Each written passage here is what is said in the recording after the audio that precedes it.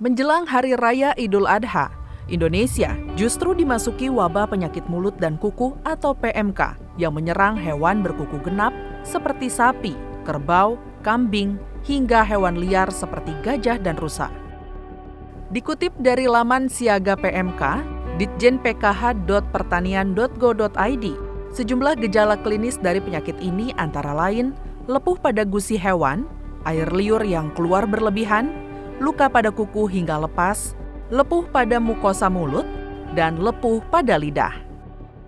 PMK disebabkan oleh virus RNA yang masuk dalam genus Aptovirus, keluarga Picornaviridae yang terdiri dari 7 serotipe virus. Komisi 4 DPR RI menaruh perhatian serius khusus pada kasus PMK yang terus bertambah di banyak provinsi di Indonesia. Rapat demi rapat pun dilakukan untuk mengawasi dan membantu pemerintah menyelesaikan wabah tersebut. Pada rapat dengar pendapat dengan Komisi 4, Rabu 8 Juni 2022 lalu, Direktur Peternakan dan Kesehatan Hewan Kementerian Pertanian, Nasrullah, menjelaskan pemerintah akan melakukan impor vaksin PMK darurat sebanyak 3 juta dosis dari Prancis. Pengadaan ini berasal dari anggaran pencegahan penyakit yang berada di Direktorat Jenderal Peternakan dan Kesehatan Hewan. Namun sayangnya, anggaran tersebut hanya cukup untuk membiayai 800.000 dosis vaksin. Anggota Komisi 4, Hairudin, mengatakan vaksinasi PMK berperan besar dalam menekan penyebaran PMK. Untuk itu, Kementan diharap bisa melakukan refocusing anggaran dan mengalihkan sebagian dana untuk membiayai vaksin sebanyak 2,2 juta dosis. Semua Komisi 4 sudah oke, tinggal masalahnya hari ini mereka mau melakukan langkah-langkah yang mana. Refocusing itu adalah menggeser anggaran yang kira-kira bukan prioritas. Karena ini ada kejadian luar biasa yang butuh penanganannya khusus, cepat, akurat, maka butuh anggaran secepatnya. Sementara itu, anggota Komisi 4, Rizky Aprilia, mengingatkan Kementan harus lebih serius mengatasi PMK.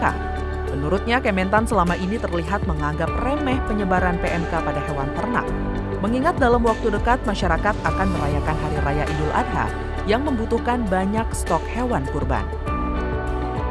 Logikanya kalau punya data, berapa banyak hewan ternak, berapa banyak dosis yang dibutuhkan, ekivalen dengan berapa jumlah dosis yang mereka butuhkan, kan begitu.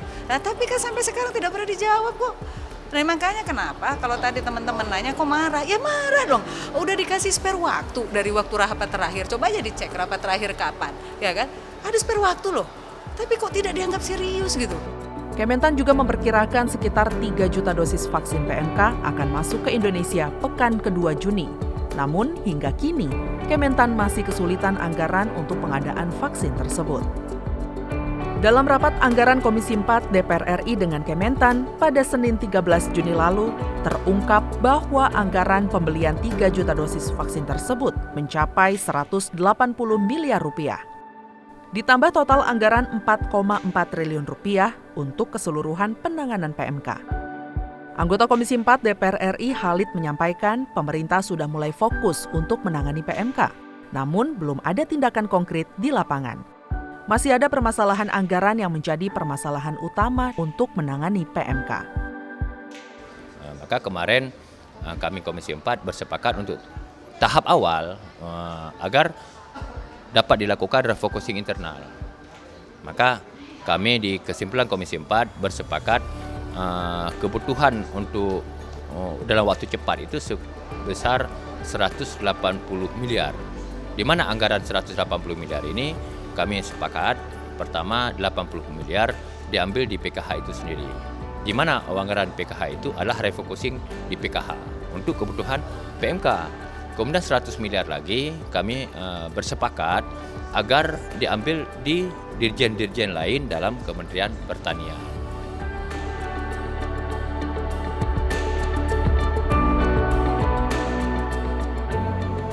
Dalam rapat tersebut, Menteri Pertanian Syahrul Yassin Limpo sempat menjelaskan pihaknya telah meminta Menteri Keuangan Sri Mulyani untuk membuka blokir anggaran Kementan sebesar 1,17 triliun rupiah.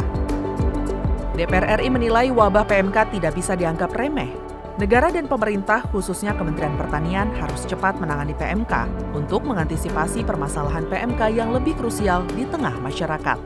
Skenario yang dibuat untuk penanganan PMK harus dibuat secara detail, komprehensif termasuk dengan pembiayaannya dan harus dilakukan dengan cepat.